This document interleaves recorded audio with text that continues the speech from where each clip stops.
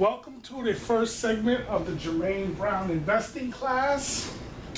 I want to go over a strategy that I use today in the markets that allows me to make money regardless of whether a stock goes up, down, or sideways. Now, a lot of brokers and financial advisors and managers, financial managers, they want you to think that investing is difficult. So this way you have to give them your money. So this way they'll make more money off your money than you will. But in actuality, there are strategies in the market, in the stock market in particular, because that's what we're going to talk about today, the stock market in particular, which happens to be one of my favorite markets to be in. And I love don't get me wrong, I like real estate, and real estate definitely has its advantages. But we should also consider the stock market as well, because to me, you can clean up. If you know what you're doing, you can clean up in this market. Now, let's talk about stock XYZ. Let's just take a fictional stock, XYZ.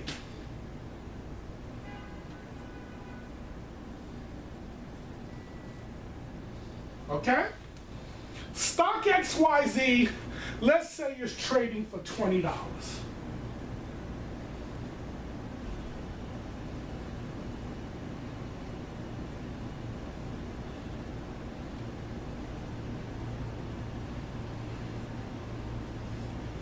It's trading for $20 a share. Now, what we're going to do to make the math simple, we're going to assume 100 share increments in lots of 100 shares, which means nothing less than 100 shares. Okay?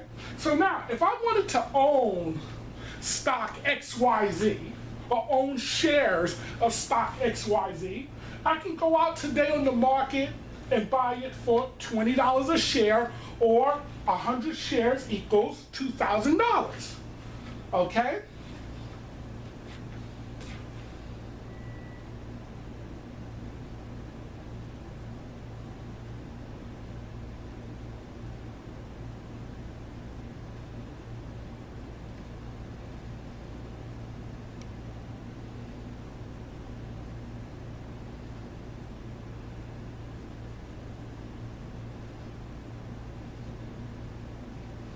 Okay? If I wanted to buy 100 shares of XYZ, I would have to pay $2,000 for 100 shares of XYZ. Now, let's suppose I still want to own shares or don't mind owning shares of stock XYZ. Here's a question that I have. Why spend $20 a share today, or spend $2,000 out of your pocket today, when you can potentially own this share or own shares of stock XYZ at a much cheaper price, and someone is willing to pay you up front for that right? Okay? Let's assume you want to own shares of stock XYZ, but you want to own it for $19. Okay? Here's what happens. Today's price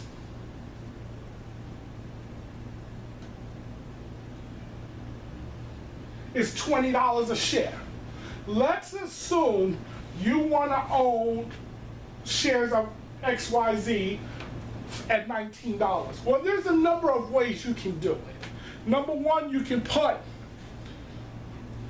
a limit order, and you can go to your brokerage house and put in a limit order for $19, and when the stock falls to $19 or below, you will get the shares. It will purchase the shares for you. But why put in a limit order and gotta wait for the stock to come down in order to get the shares, but someone is willing to pay you some money up front? So right now, today is August 26, 2014. What if instead we give someone the right to sell us the shares at $19 to us on the third Friday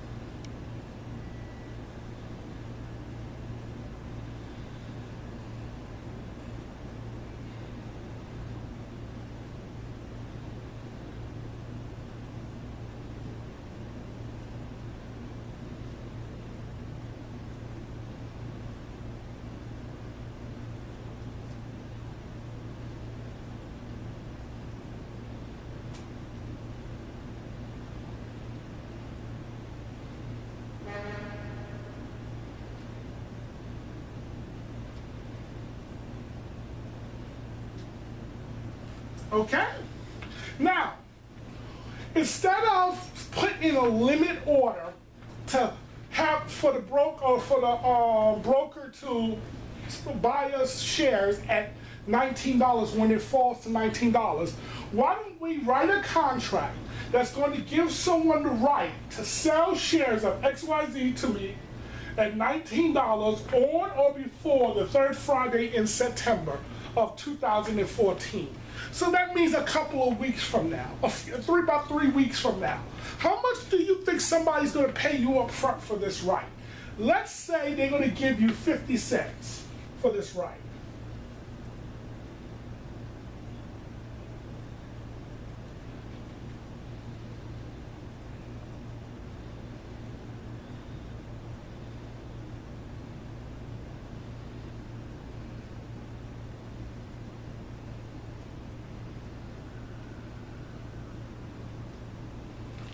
Someone will pay you 50 cents a share for this right. Now, so we're going to give someone the right. So we're going to write a contract that's going to give someone the right to sell shares. This is the asset, okay, of XYZ. That's the stock. That's the stock. That's the asset. At $19, this $19, folks, is called the strike price or the agreed price. This is the price that I am agreeing to buy stock XYZ at, shares of XYZ at, and someone is agreeing to sell the shares to me at $19. So this $19 is called the strike price. The third Friday in expiration is called the expiration date. See, options have what they call a limited shelf life. Technically, you can hold a stock theoretically forever. Okay, I can buy shares of XYZ today at $20 or $2,000, and I can hold it and even pass it down to my heirs if I choose to. But options do not work that way. Options have what is called an expiration date. The third Friday in September, this is a monthly option, which is called a standardized option. Okay? Third Friday in September, that's the expiration date. The rights to this, because I am giving someone the right to sell the shares to me, I'm taking on the risk that I may have to buy the shares if it falls below $19. So because I am taking that risk, someone is going to pay me up front today for this right. They're going to pay me 50 cents per share, okay? That's 50 cents per share times 100 shares, or 50 cents per contract. Each contract equals 100 shares of stock for standardized options, and that's all we're going to deal with is standardized options. We're not going to get into the minis or any other type of option. Right now, just standardized options. So it's going to be 50 cents per contract per share. So let's assume, for math's sake, we're only doing one contract. One contract is 50 cents per share times 100 shares. That's $50. That comes immediately into my account. We're going to take out commissions and all that stuff to just keep the math simple. So $50 comes into my account, okay? And so now, here's the 3 different scenarios that can happen. So then now, again, I have the rights, I'm giving someone the right to sell me their shares at 19 on or before the third Friday in September. If the stock does not fall to below $19 before that period, this contract officially expires worthless. Okay? Now, this 50 cents or $50, I keep regardless what happens to the stock. It's my money. I can take it, I can spend it, I can do whatever I want. Reinvest it, it doesn't matter. It's my money. I do not have to give it back. That's the beautiful thing about this. So now, what are the 3 scenarios that can actually happen?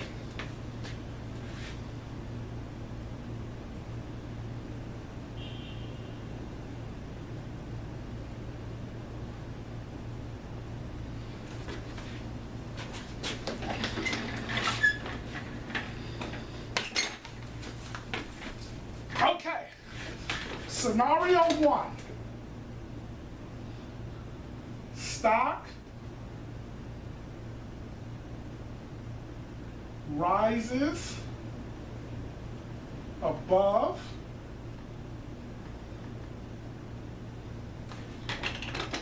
$20 to stock stays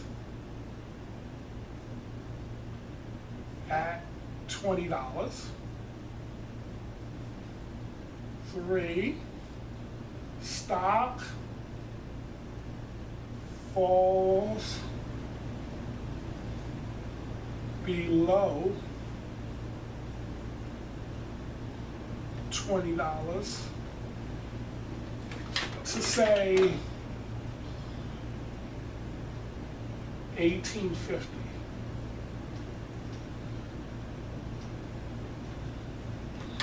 Okay? All right. I want you to see this. There are two other scenarios that could happen. The stock rises huge. I mean, there are a couple other scenarios, but these are the main different scenarios. Number one, the stock rises above $20. Let's say the stock goes up to $22. No one's going to sell me their shares at 19 when they can sell it on the market for 22. So therefore, this contract expires worthless. As the seller of the contract, I win.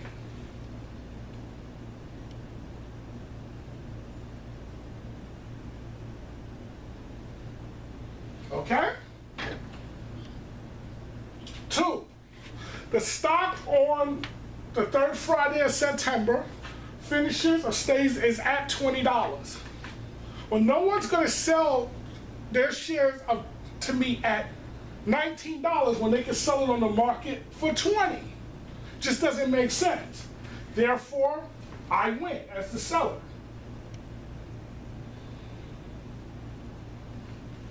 Scenario number 3. Stock falls below $20. It ends up at $18.50.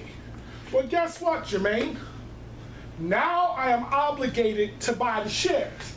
Because the shares are at $18.50, you have the right to sell it to me at 19, okay? You have the right to sell a stock that's at 19 that's only worth $18.50. But here's the trick now. Because I collected 50 cents, what is my real cost basis as the seller of this option? Well, let's see. Math is real simple, folks.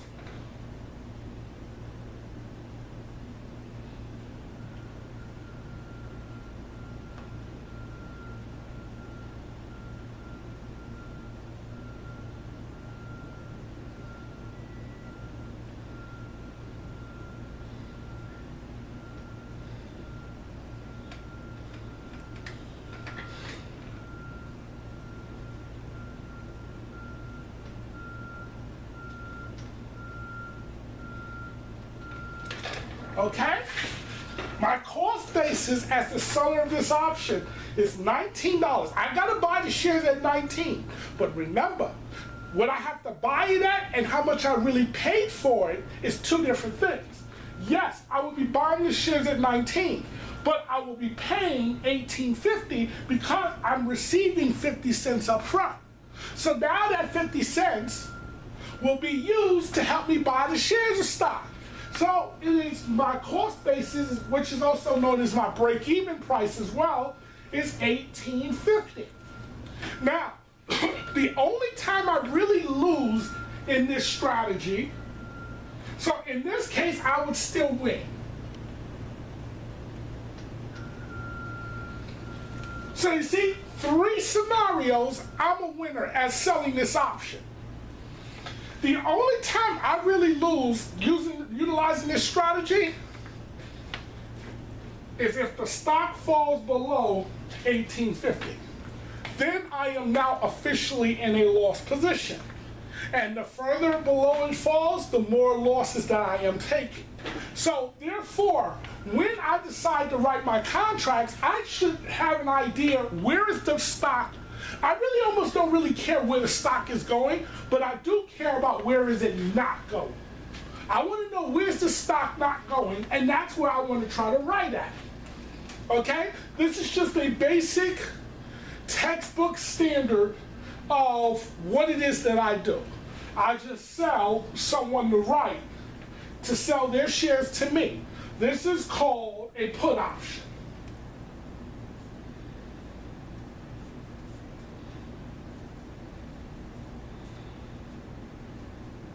Okay?